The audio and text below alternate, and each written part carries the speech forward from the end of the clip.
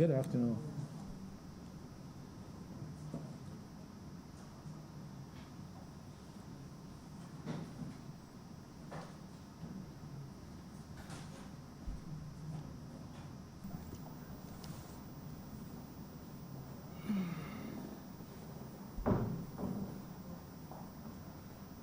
Thank you, Mr. Wiltshire, for attending upon this meeting. Apologize for keeping you Thank you.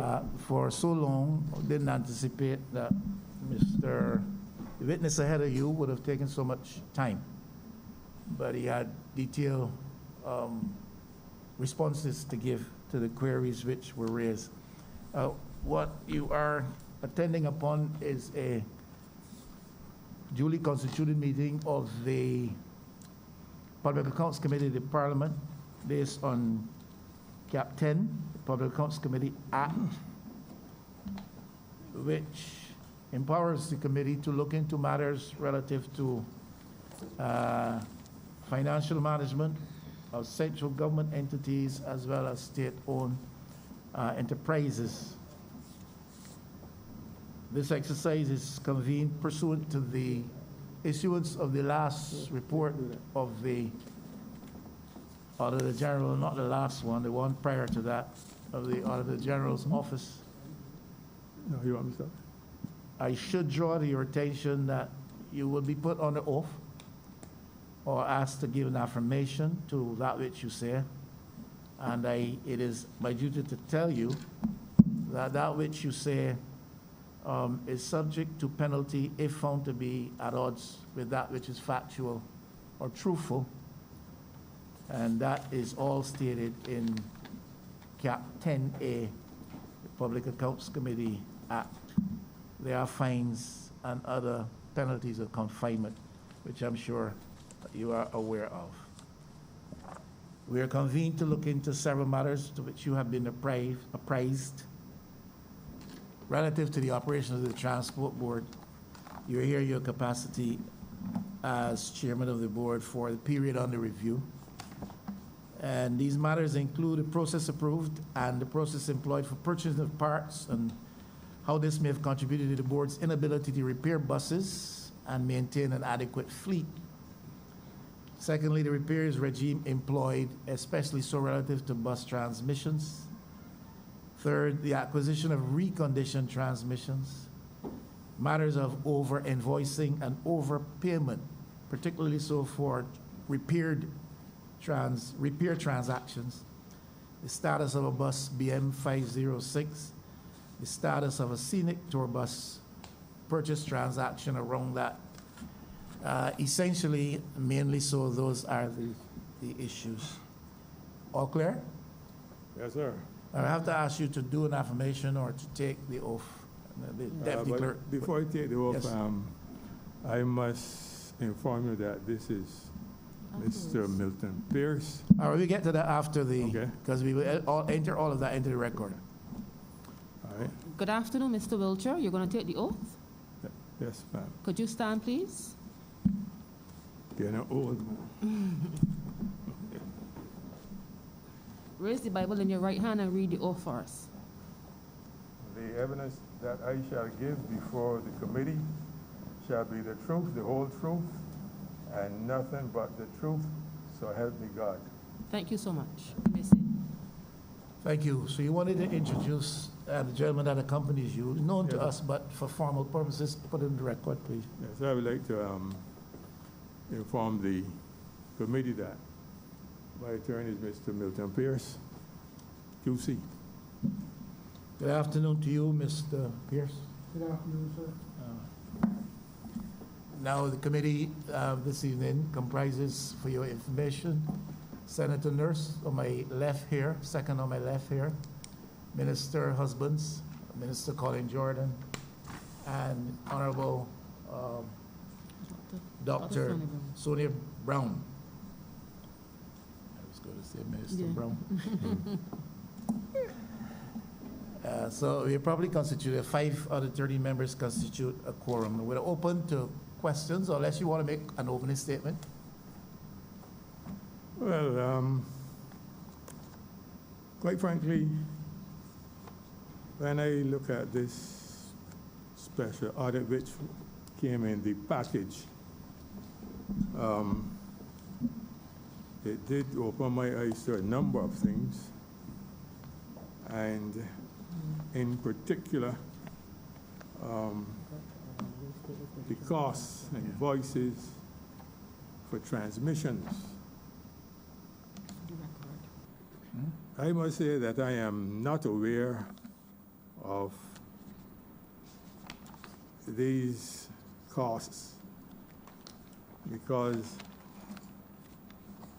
as far as I'm concerned, the board never had any account of this figure, let's say, in 2014 and 2013. We had different figures. And if my memory serves me right, in 2014, when I went to Trinidad, accompanied by Mr. Codrington and Mrs. Boyce, to look into the similar problems which were experienced at that time as they are now. I say now, but in my time. The cost of the transmissions was between $35,000 and $40,000. $35,000 and $40,000. And Mr. Codrington, he is the person who told Mr. Bartholomew, who they succeeded in getting out, that it was between $35,000 and $40,000. And so I am rather surprised to see $24,000, $26,000, $27,000.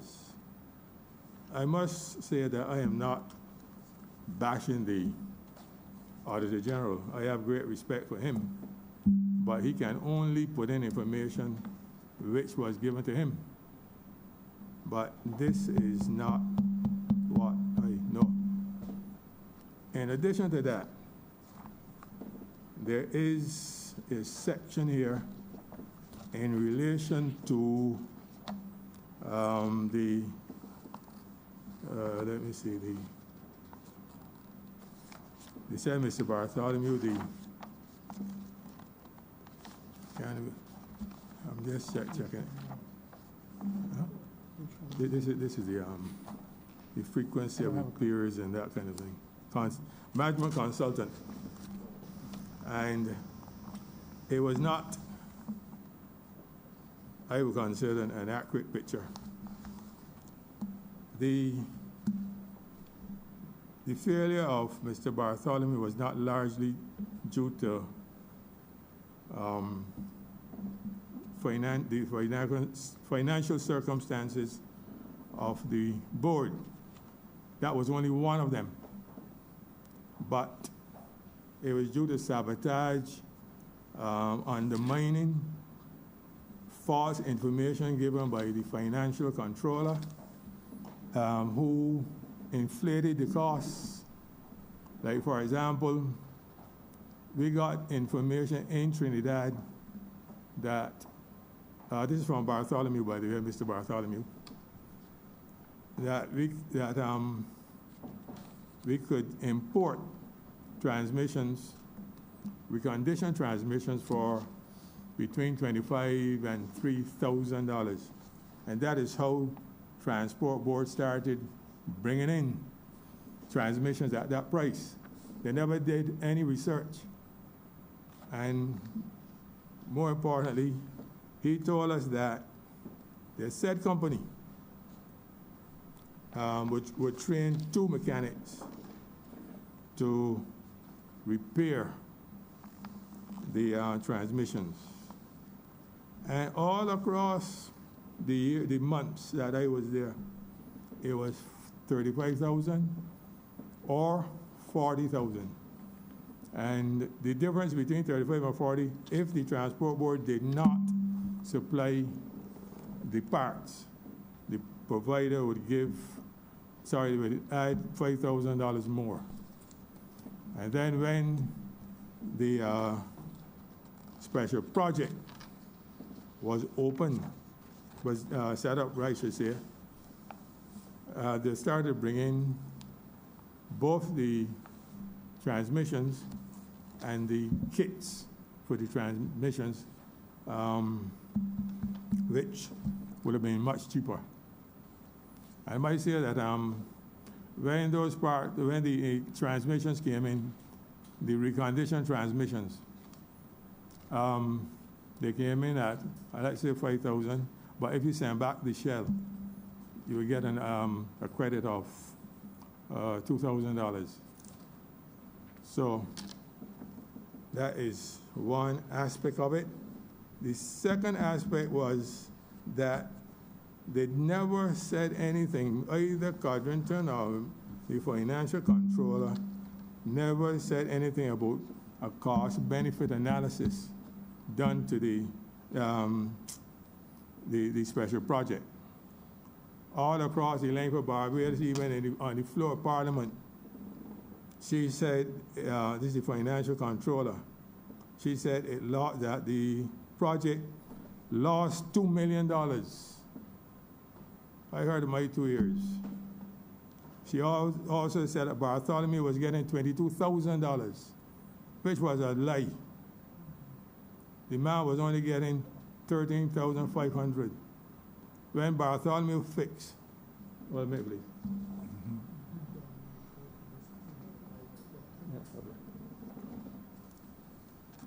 When he fixed a transmission at the special project, it was recorded by the financial controller that it cost $23,000.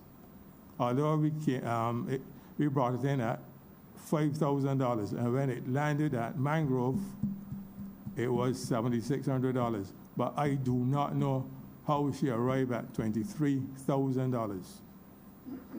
But yeah, I'm seeing now 26,300 and upward. But that is incorrect. Also, she inflated these figures. I remember coming through from Germany. I stopped off in England, and I called Bartholomew and asked him if he wanted anything to bring down. And I brought in some kits for the fuel injection pump. There were 30 of them. And I brought them back. I gave them to storage, and I asked Mr. The gentleman in charge of storage, cannot remember his name now. He will come back because you see, I'm in my declining years, so my memory, But anyhow, he told me it cost $100.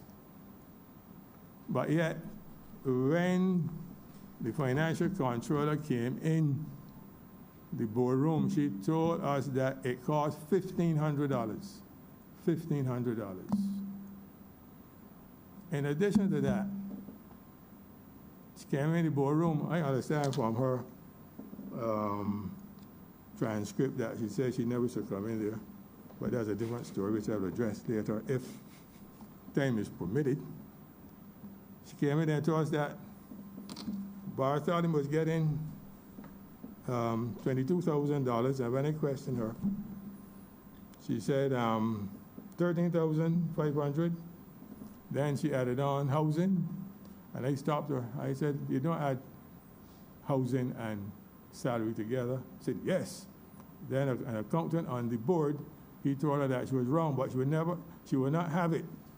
She went on, and she said she added the van which she is driving around, a percentage. I asked her, "What is the percentage?" I can't remember what she said. If she said 5%, I said, "Why 5, not 7? Why not 15? Justify it." She didn't answer. And then she talked about the phone which he was using, and I thought that was a digital phone which would have been given to managers, and that at the end of the day,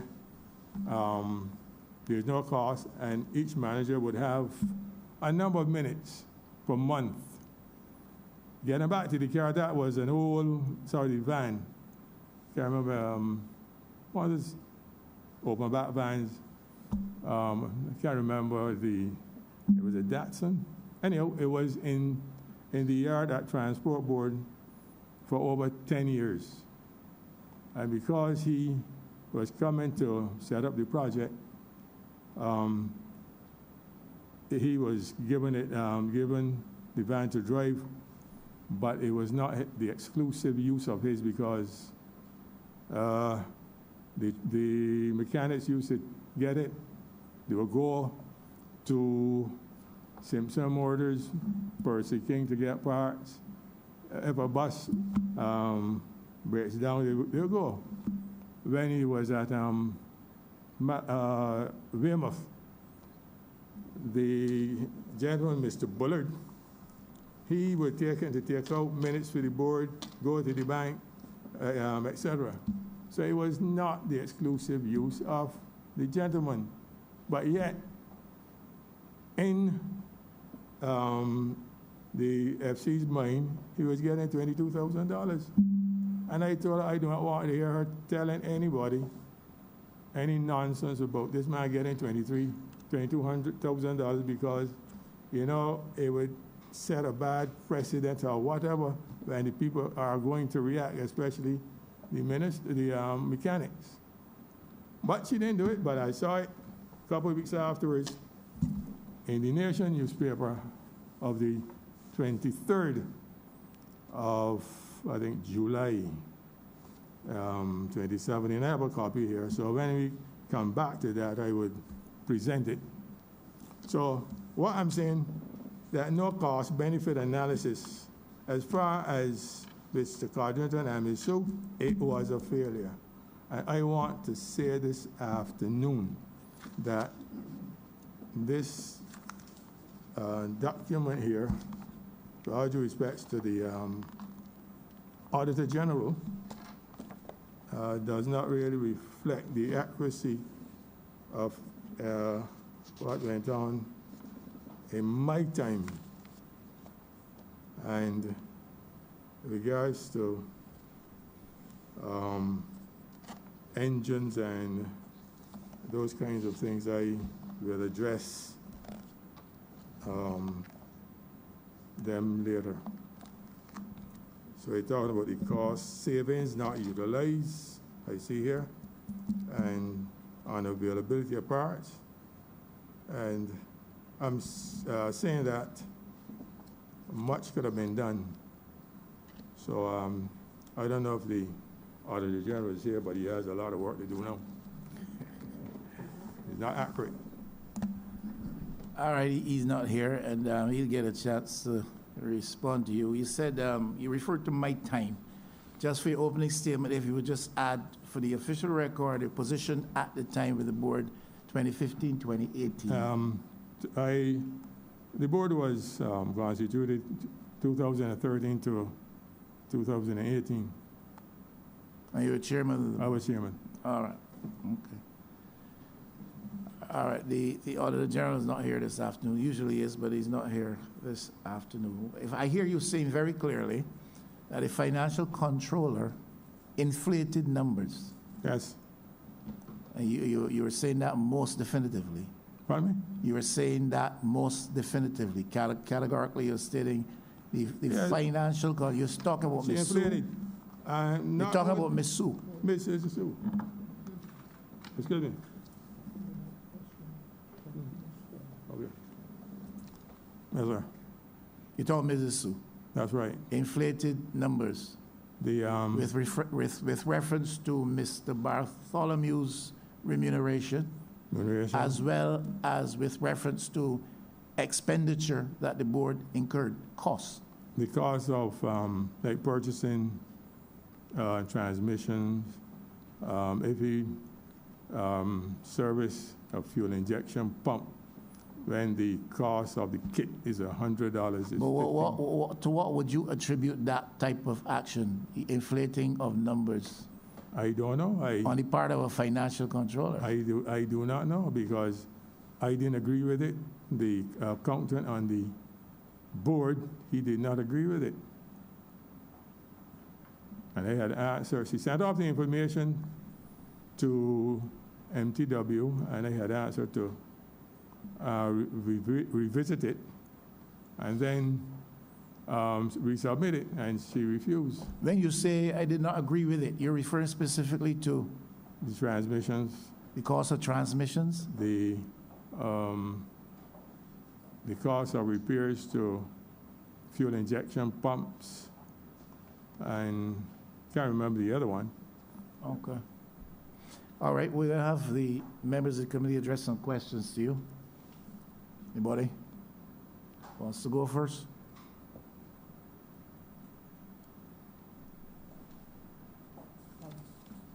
Sorry. Mr. Minister Jordan. Yeah, thank you very much, Chair.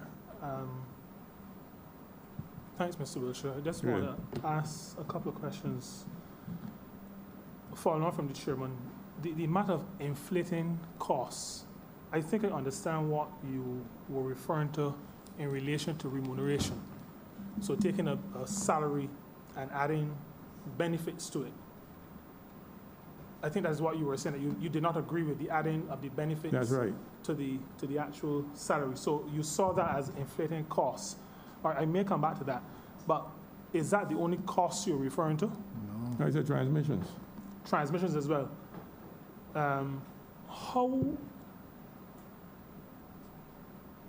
But before I ask that, in what way are you saying the costs were transmitted? No, outside of, I think you spoke to coming into board meetings and giving a number, which you consider to be an inflated number. Now, did that number find its way to financial statements, for example? Or was that inflated number just of an oral something? I think it was in financial statements. The reason why, and it is even here documented,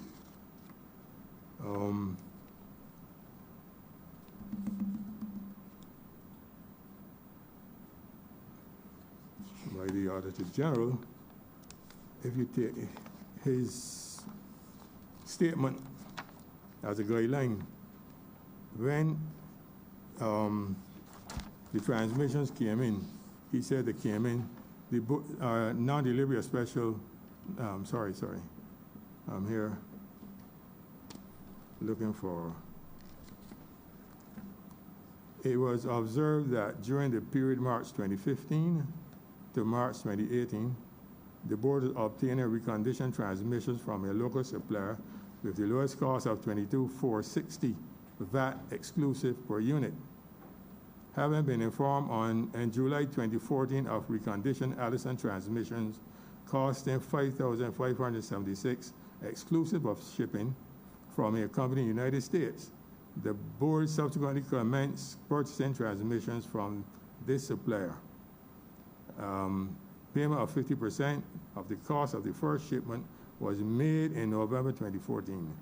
Subsequently, the supplier offered a rebate of $2,027 on the return of all transmissions, thus reducing the price of the reconditioned transmission to $3,549 exclusive of shipping.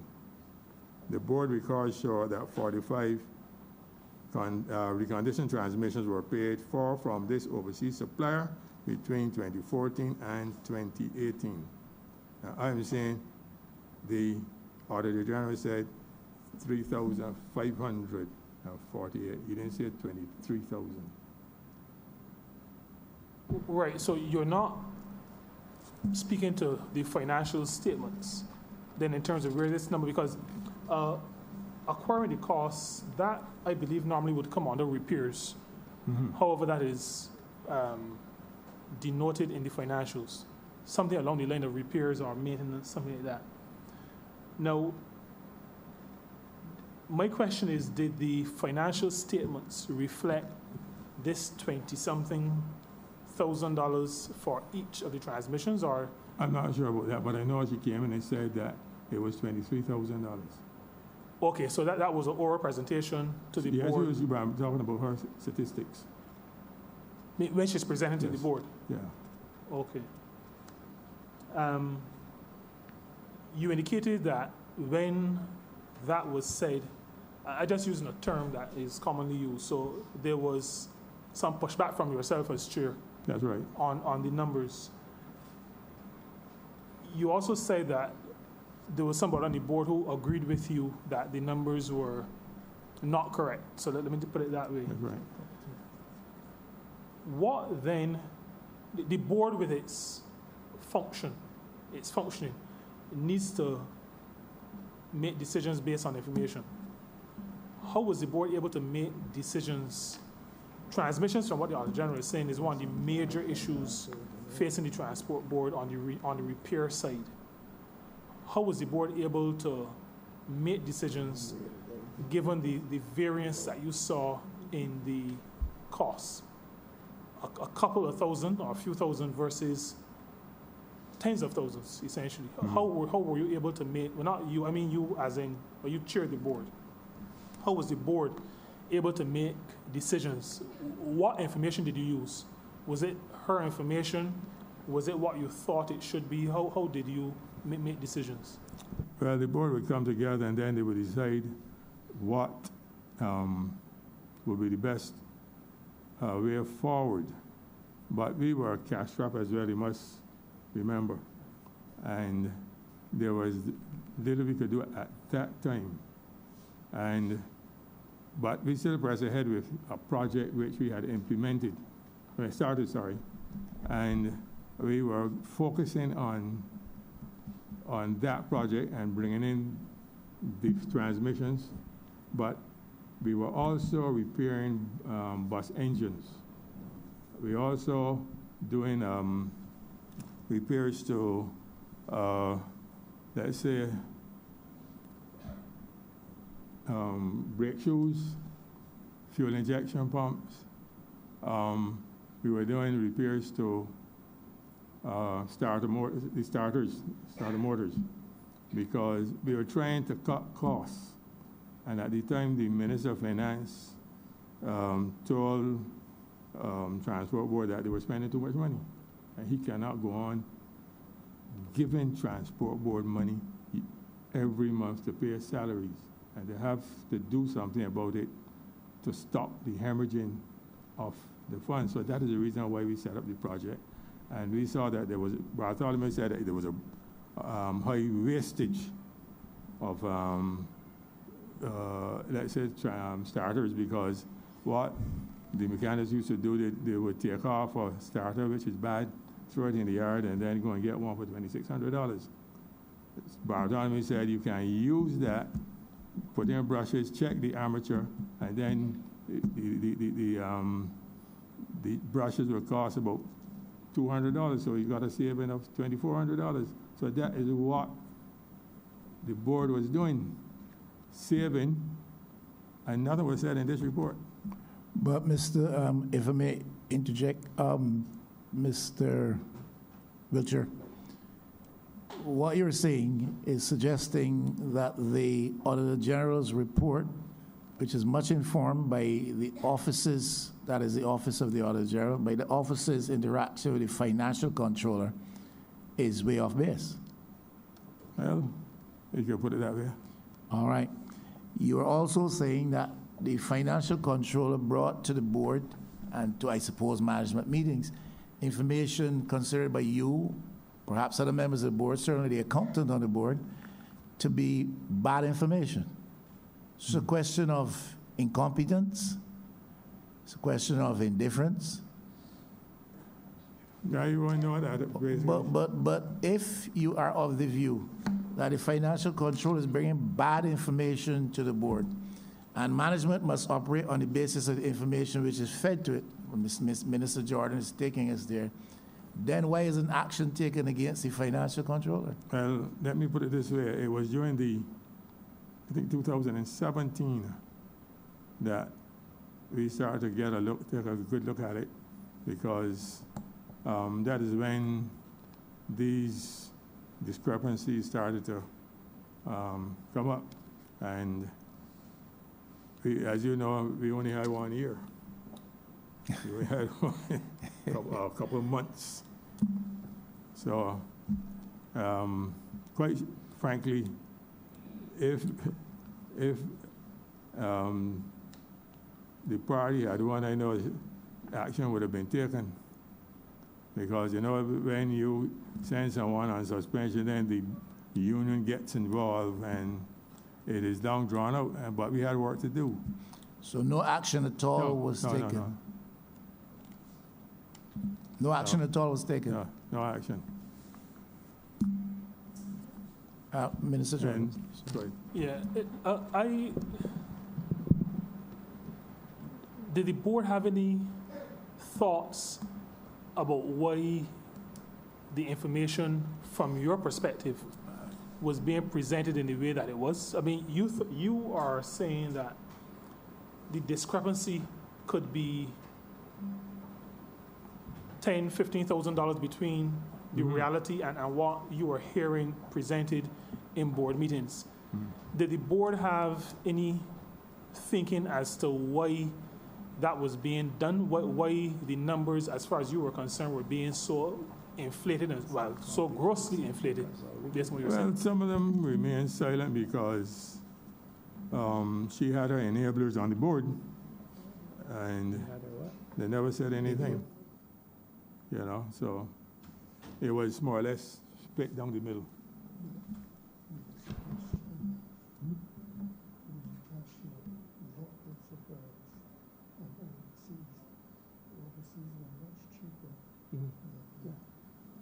Okay. Okay. Yeah. Okay. Sorry for that. Yeah. You also, and this is still in terms of the role of the financial controller. You indicated that no cost-benefit analyses were done. That's right. For now, the note I have says on the matter of transmissions, was this the cost-benefit you're talking about? Did this relate to this special project? That's right. The special project. Special project. So, how did the board make the decision to do this as a special project, as opposed to doing it in the normal course of business? How the board, why? Because if you didn't have the information, but somebody made a decision that we're going to do this as a special project, but you said that no cost-benefit analysis was done on the matter of transmissions, and I took this to mean the repairs, the high cost of repairs as I thought about identified. for this report, Cost-benefit analysis for the report? Yeah. I'm not clear. In other words, when this special audit was being prepared, all that was said about the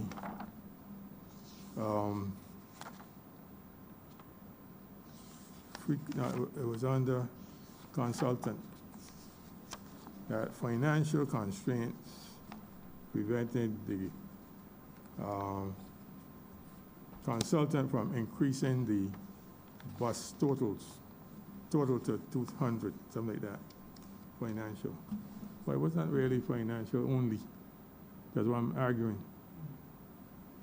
So another was said about the other benefits, so as to reduce the cost, because they're saying that a lot of money was spent and we should have used more reconditioned and using local providers.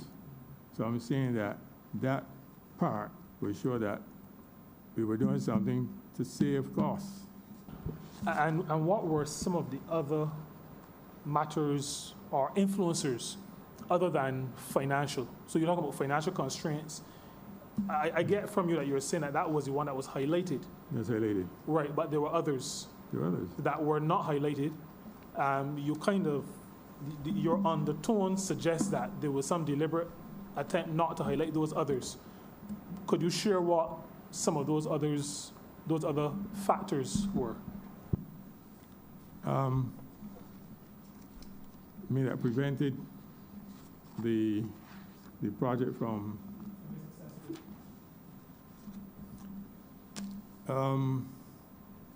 there were a number of them, sabotage. We had,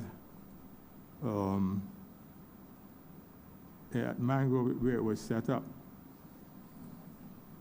Bartholomew, the consultant, would bring in half blocks and he would build engines, all right? And one day when he was starting the engine, although it was set up to specification, it would not start. And he had to take it back down. And as the agent would say, pick it down, take it down. And he found some gloves pushed down inside. And all right,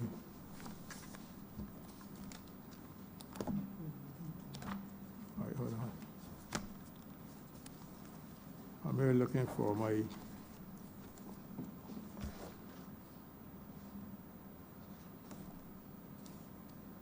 I have them here.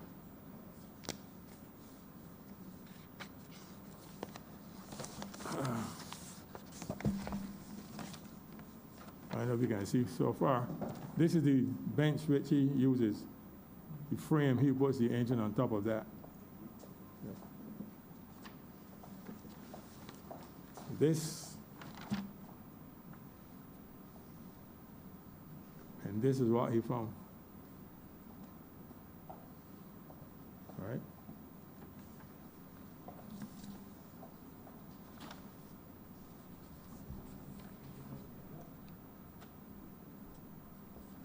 In addition to that, the bus which was serviced, he introduced planned maintenance. He had the bus in the yard, and he decided that he would go and check it to see if the radiator was filthy. And he checked on the filters. Now the bus has two filters, a big one called a primary one, a smaller one. And when he checked the filters, the inner one, someone removed it and put in a very nasty one inside. And this is it here. Get back that he got. Moreover, a senior mechanic, very early in the game when that project started, because they wanted it to fail. We went to Mangrove, we left Weymouth, went to Mangrove, and spoke to the young trainees and told them, do not support Bartholomew. He came down from Trinidad to take away my job. I went to Mangrove, I interviewed some of them, and I asked Bartholomew if he wanted any action taken. He said no. He wanted just peace. He has to work with them, and he did not want any problems. So you're saying that I think you're being very clear to say that the mechanics, or some of the mechanics, did not want this project to work, and you were saying that they were sabotaging. So my question then would be, what action did the management of the Transport Board take? Because I'm taking it based on what you said, that there's little money, but there's work to be done, and you've created a special project, and you're finding out that there's sabotage, which is what you've said. What action did management take in light of what it considered to be the reality facing it? You must remember that Bathurst didn't want any altercation with anybody. And I think they brought in a watchman, and they put up lights in the area. And we didn't get any other problems as such, but there was an undercurrent still coming through. Now, in the report, you will notice that there was some mention of the use of lots of engines and overheating, or very much overheating. And I want to make it abundantly clear. In 2014, myself and Mr. Codrington and Ms. Boyce went to Trinidad because the minister was not happy with quality assurance. And he said he was going to a conference, and to go to Trinidad with him, he would come over and we could look at how we can solve this overheating problem. Before that, we went to pardon? That's good. When we went down, there were 3 issues which had to be resolved. One was the excessive use of fan belts. The other one was overheating. The other one was transmissions. And after the usual introduction, the first question I asked him was the problem I told him was the excessive use of fan belts. Him, you're referring Mr. to? Bartholomew, because we went there to him to get some guidance. And I want to make it clear, Mr. Bartholomew came to Barbados in 1998 under the Barbados Labour Party. But some people think that he's a DLP import. He was not. He came down here when the said buses were giving problems. He told us that. And it was in 1998. And I told him I did not know him personally, but I had done a research paper on transport in Barbados and Bermuda. And when I did it in Barbados, that segment, I was told that, and I saw documentation,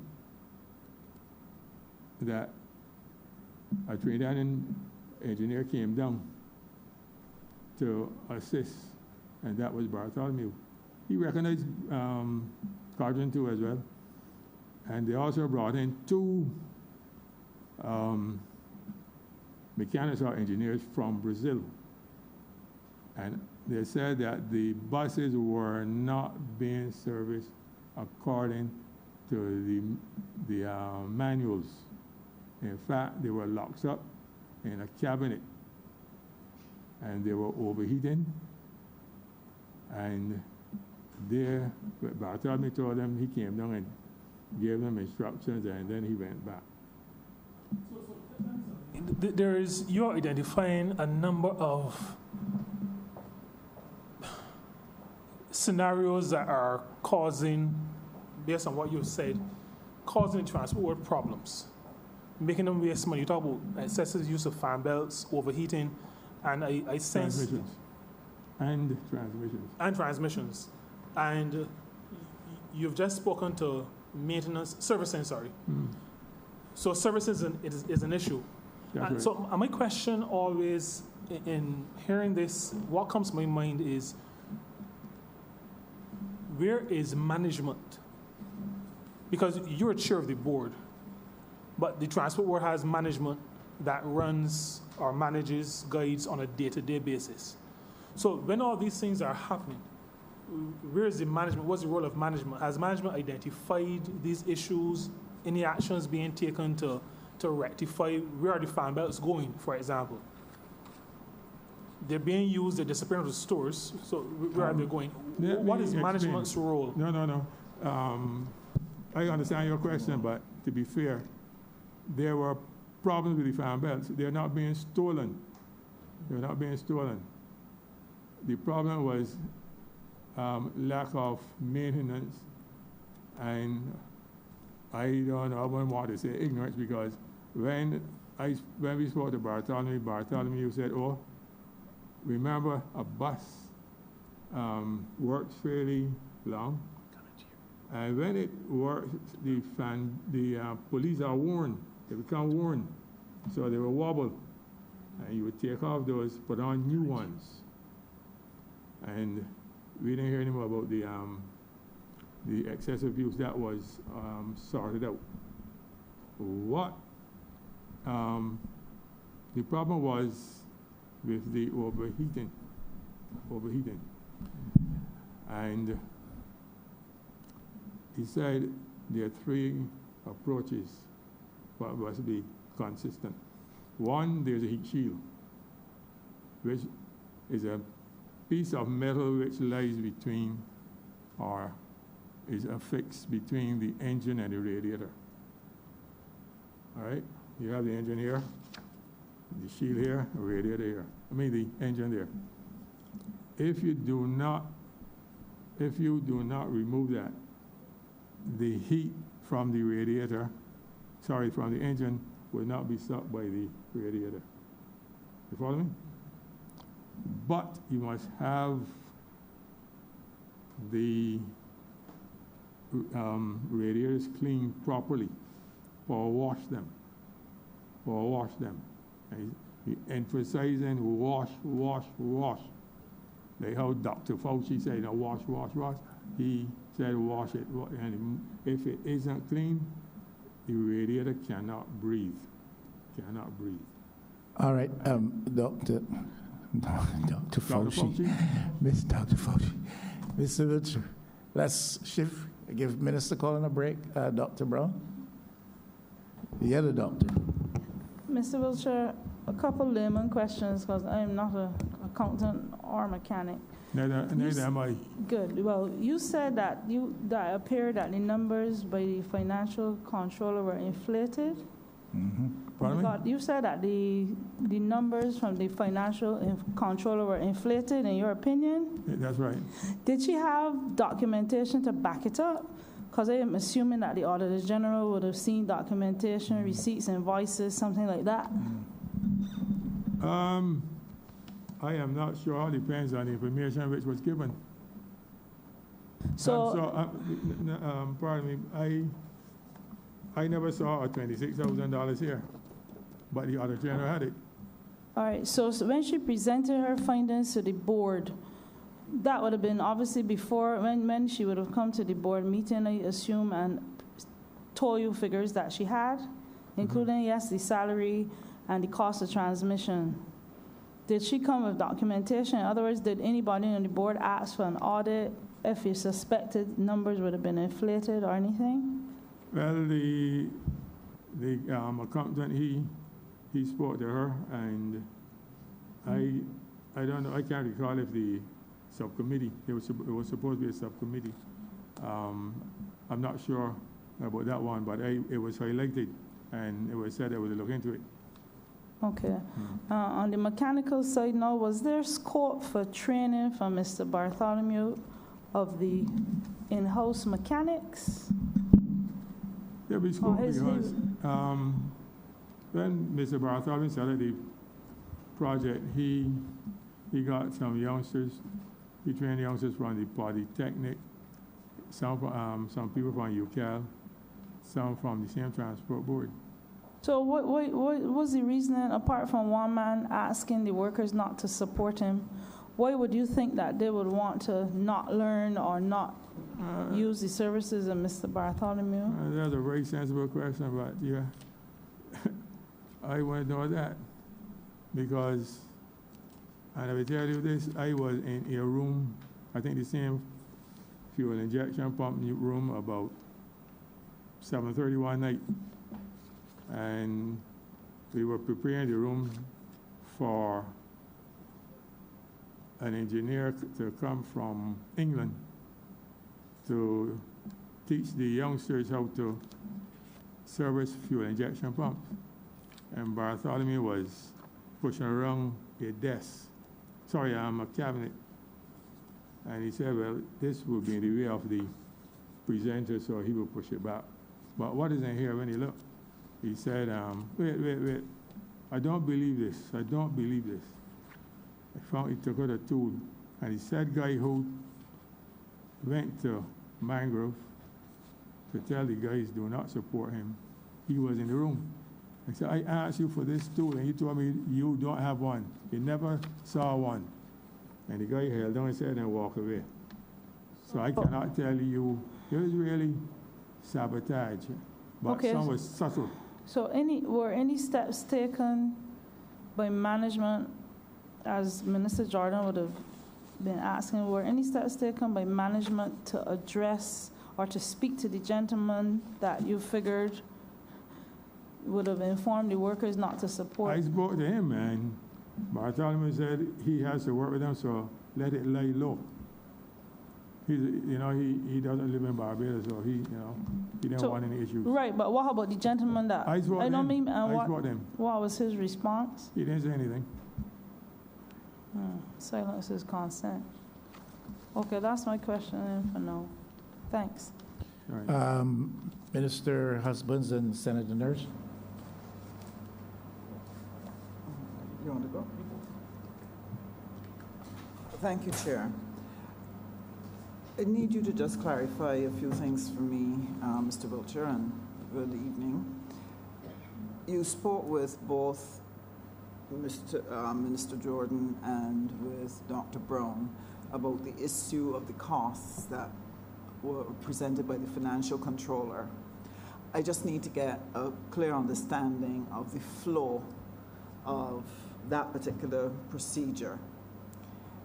You had indicated that she had presented to the board figures of $22,460 for the transmissions. She said 23 in the boardroom. 23, okay. 23,000 in the boardroom. This was at what stage? This was at what stage of the special projects? Was this like near the beginning, or this was closer to 2017? When did that take place? Mainly closer to 2017. Closer to 2017. We started in 16, maybe middle 2017. 2017, 16 out there, but Around 2016, 16, 2017? Yeah. Okay, to the best of your recollection. Now, I can check I have a report on Bartholomew about what On work that? was done. Okay. And Now, you said that you had knowledge that this could not be the case. Could you share with us what was the source of your information? Why did you know that it did not cost $23,000? First of all, when the transmission or missions come in, they are landed at Mangrove at $7,600. It takes an hour and a half to put in the transmission into the bus. And the bus goes up. At the time, the cost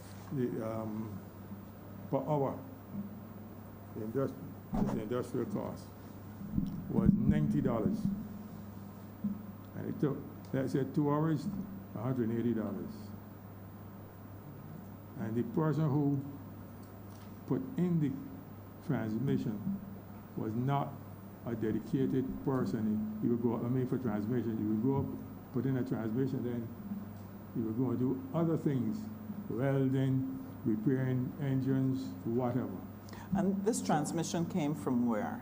Overseas, So you're speaking about the imported imported one. transmission. Okay.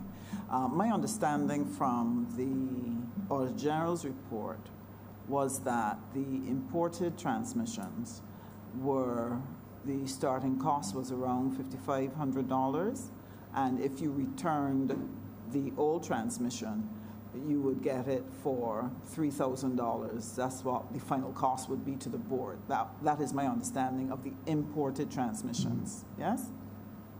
Yes, that's Right. correct. The document went on to say that the board had purchased a number of transmissions locally and that those transmissions were in the vicinity of the 22 or 23,000 for each one. And the report went on to say that of the imported ones, 45 were purchased from overseas, but 123 were purchased locally at the higher price of $22,460. I'm listening.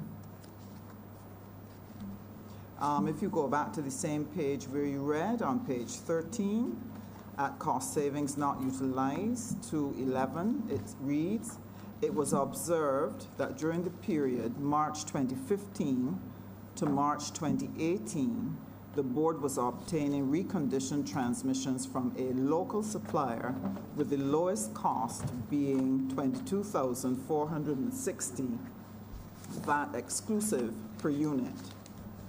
Having been informed in July 2014, which would have been the year in front, of the reconditioned Allison transmissions costing $5,576 exclusive of shipping from a company in the United States, the board subsequently commenced purchasing transmissions from this supplier. Payment of 50% of the cost of the first shipment was made in November 2014. You're still looking for the... No, I'm listening to you. Okay. Subsequently, the supplier offered a rebate of $2,027 on the return of the old transmissions, thus reducing the price of the reconditioned transmissions to $3,549 exclusive of shipping. The board's records show that 45 reconditioned transmissions were paid for from this overseas supplier between November 2014 and May 2018. From March 2015, that is a year after they started buying the reconditioned transmissions from overseas, March 2015 until May 2018. So for most of the period in which you bought the overseas transmissions, where you only purchased 45, information seen indicates that the local supplier installed at least 123 transmissions.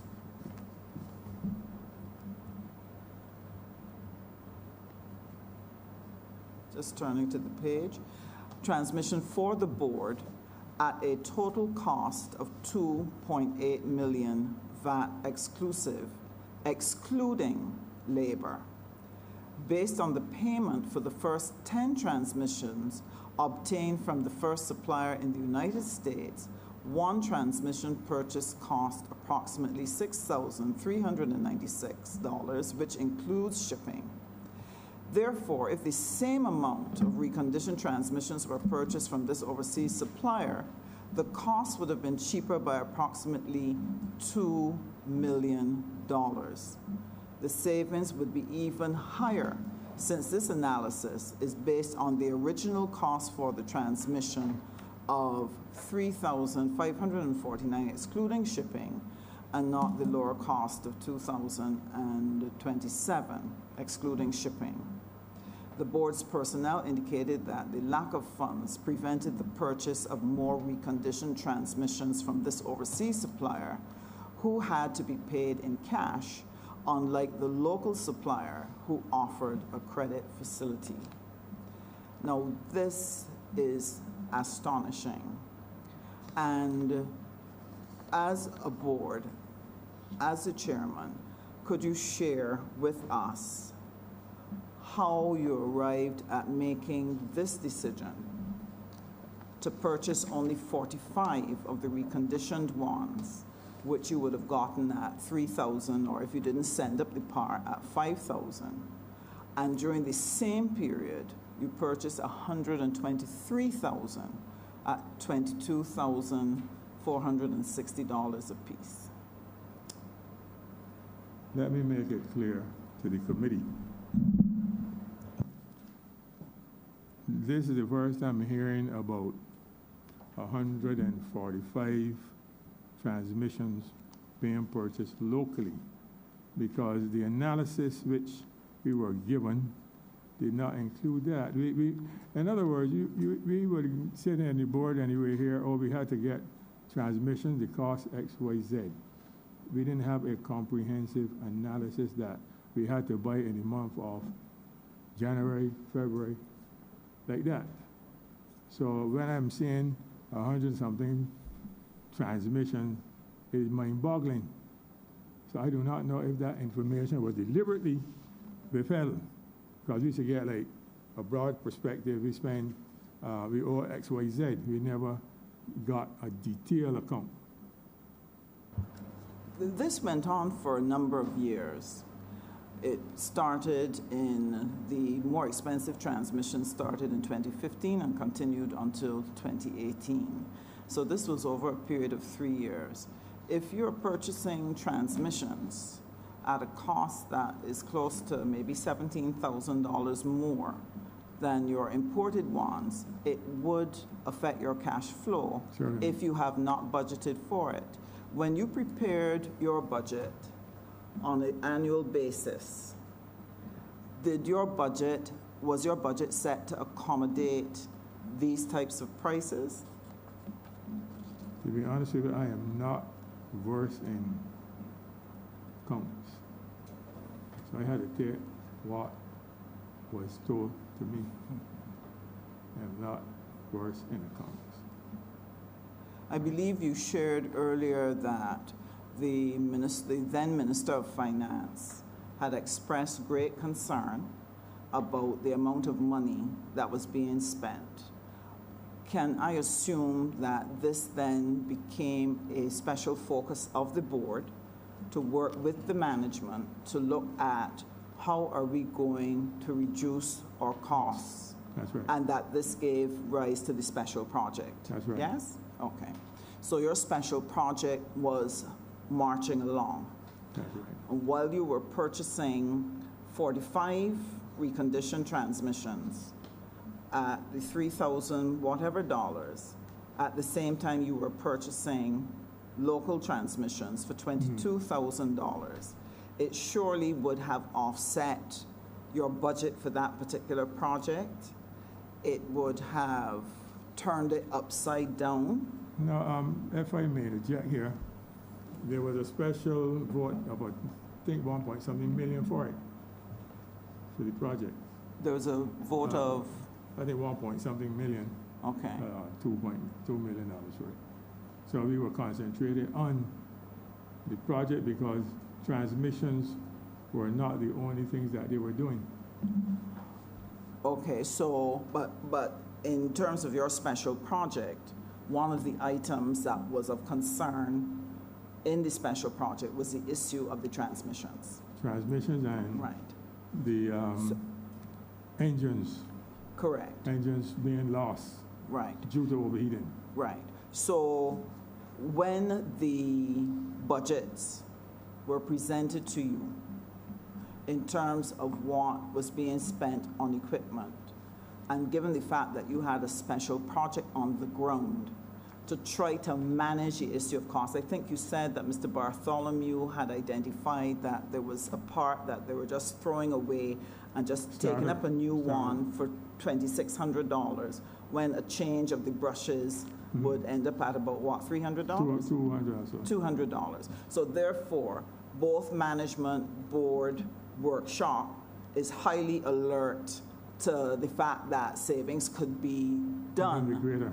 by paying greater attention to what we were doing with equipment that we were purchasing, the parts we were purchasing for the buses. Right. So explain to the Public Accounts Committee how it would have escaped your attention that an even greater number was being lost in the purchase of transmissions, where you purchased, it wasn't like you purchased 5 among 45. You purchased 123 and only purchased 45 of the cheaper ones. How could that have escaped the attention of yourself, the accountant on the board who was part of the subcommittee, the manager, the financial controller, the workshop manager? the Mr. Bartholomew, how did all of that escape your attention? That it could go on for 3 years and no savings were achieved because of it? As I made it clear, I am not an accountant, and I had to depend on the board and the FC. And when she came in, she never used to give us a breakdown of how many transmissions or how much money. She would say, well, this amount went to transmissions, etc. And I will leave that to the subcommittee to decide that. Look at it. But surely, when she presented that X amount was spent on transmissions, you would also get a sense of how many buses were addressed. So the number of buses and the cost of providing them with transmissions did not stick out even to the accountant on the board? I think this would have come up, and it should be in the financial statements, isn't it? It certainly should be in your budget. You should know it from there. Financial statements, well, the FC was a little tardy in her financial statements. So basically, we would have to depend on her because she should say, well, we haven't finished year, whatever it is. Okay. All right? So that was the position. So the provision for transmissions did not look large to you, and you did not, when you kept bursting that budget, that did not ring an alarm bell You see, for anybody. we were eagerly behind. This is 2016. We were looking to see if we could turn around the fortunes of the transport board, so we were more concentrated on that one. I in particular. Well, this certainly would have turned around the fortunes by a cool $2 million had it been spotted. And my concern is that having a project that was bringing into focus the wastage of money and how to reduce costs, that one of your biggest costs was not spotted by anyone for 3 years. First year, maybe, but by the second and third year, it should become obvious that something was very wrong. So I'm just trying to understand why agree. that happened. I must say the quality assurance department was not that proactive, and we had to do a lot of digging to get information in respect of that, because when the quality assurance manager came in, you would tell, well, so many buses needed X, Y, Z, but we did not have a critical assessment that in January, bus 509 or whatever had 2 or 3 transmissions. We got nothing like that. This is the first time picking it up here. There was no analysis. Okay, so let me then ask another question. You have a special project on. Mm-hmm. What setup, what structure was put in place in terms of monitoring, evaluating what was happening, keeping track of progress, keeping track of savings? What did that process look like? Mr. Bartholomew used to bring his report, I think monthly, and he used to do a cost-benefit overview. I have one here. Tell you what work was done, what the cost was, or what, from local providers, what his cost was, the special project, and the savings. And in your report, Mr. Bartholomew never highlighted this issue of the different. Mr. Bartholomew never highlighted this issue of the difference between the local transmissions. It is not Bartholomew, but it was Codrington. I'm sorry? Codrington. Sorry, I thought you said that someone provided a report. I said Bartholomew. provided a report Yeah, on what was done yes. and what the costs were. Yes, because that is his project. He is building engines, he's putting in transmissions, he's cleaning buses to Good. prevent all of that, and that was that particular area. Quality assurance, then, they put in their own, they do their own thing, all right? Sorry, I'm not I'm clear. saying that quality assurance, right? Right. Bartholomew was there, So, Mr. washing engines and whatever. Quality assurance should be working hand in hand with Bartholomew, but Oh. it wasn't. Okay, so let me see if I understand what you're saying. Mr. Bartholomew, in working on the special projects, he was only working with the overseas transmissions, and No. somebody else was dealing with the local transmissions? No. Mr. Bartholomew was dealing with both sets of transmissions? When the project started up and parts were coming in, the board made a decision that no transmissions are to go to local providers. And that was stopped. So is that Right. recorded in the minutes? I am not sure, but that was stopped. And When was that? I'm not sure, but I know that that was an order given, and it was Okay. being followed. So this was being followed when? 2017, 16, 2018, 2016? 16, 17, yeah. All right, we are upon the 6 o'clock hour. We're 1 hour past scheduled closing time. We didn't want to have you come here today and not get the opportunity to interact with the committee. We've gone an extra hour, and we'll have to have you back. And I want to interrupt Minister Husbands, because I want to give opportunity to Senator Nurses asking for the floor to ask a question or so, and then we'll look to wrap up for the afternoon. Yeah. Thank you, Mr. Chairman. Just a few little follow-up questions in relation to some of the questions asked by Minister Husbands. You mentioned on a number of occasions your concern with information that you were getting from the financial controller. You were concerned that some information was inflated and so on. I'm just trying to understand what was the board's policy in terms of, if you were doing purchases, for example, was there a requirement that, let's say, quotations had to be presented to the board? Was there a tendering process that had to be gone through where you would actually see this information for yourself? I'm trying to understand if you were so concerned about, this information you were getting that was inflated. What did you do, or what was the board doing about it to satisfy itself that the information that they were making decisions on and that was coming before them was, fair information? As far as I'm aware, when you're talking about if there was like an invoice or whatever, you would know what to buy and the costs. But when we arrived there was certain providers.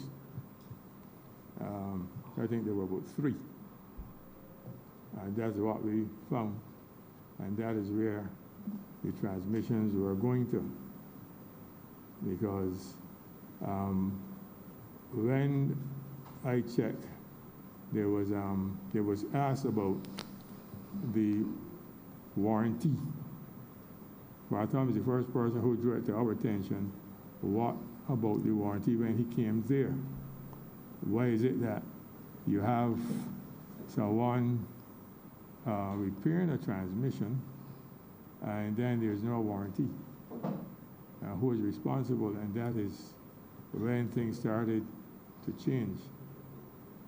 And I saw in Mr. Clarkson's notes that a transmission should last 2 years, and you got a warranty of, I think, a year or something like it.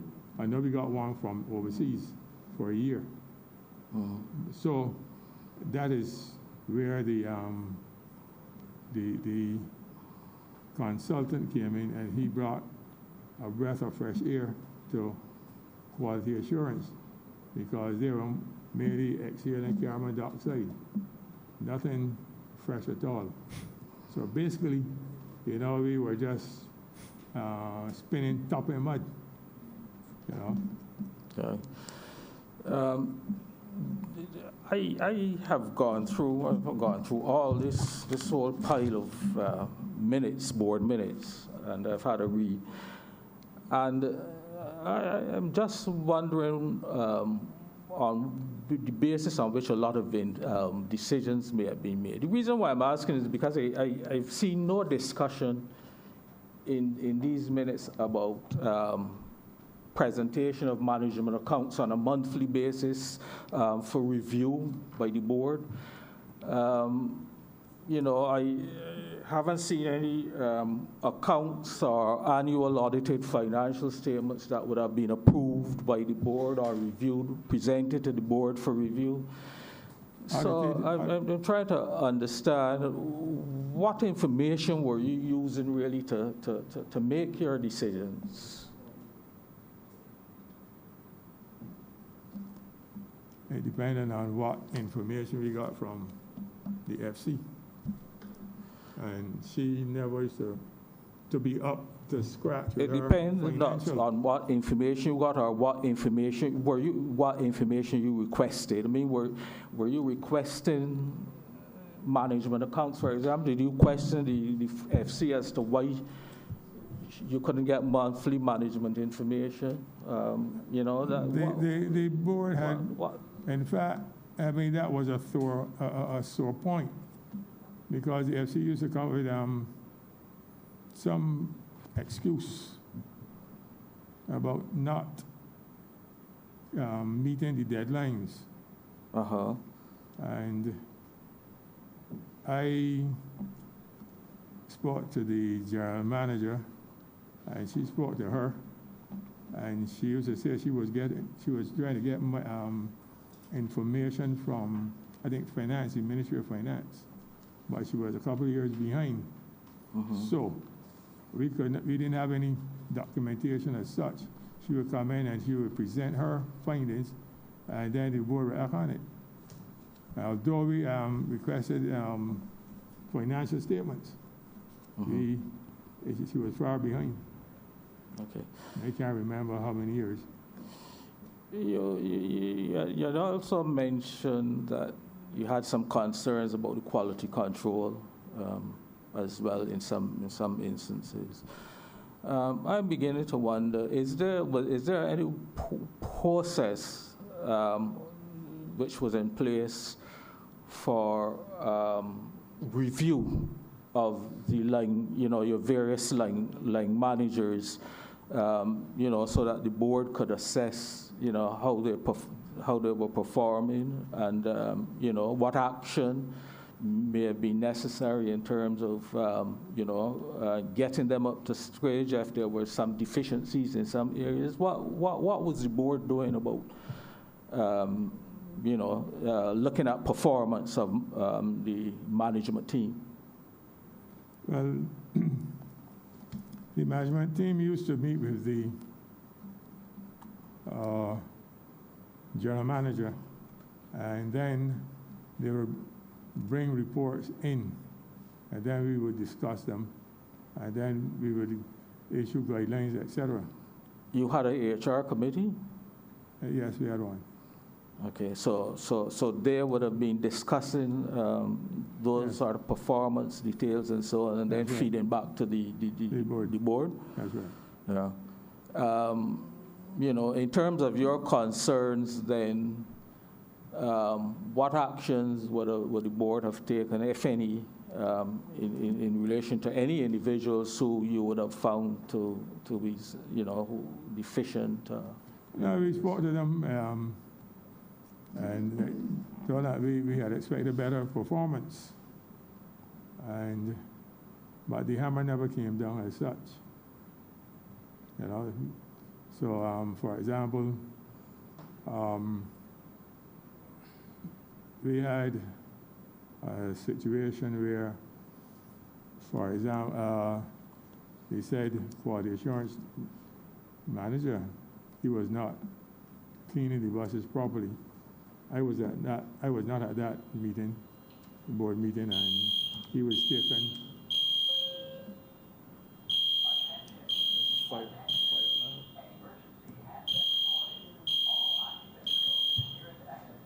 All right, Mr. Richard, thank you very much. We will have to have you back next week. I hope you're available on Monday. We're gonna have Mine is to, what day? Monday coming. It's 17th? That would be the 17th, at 2 p.m. No problem. Sorry for the If I abrupt- can't make, I'll let you know. Sorry for the abrupt ending, but we have to watch that alarm.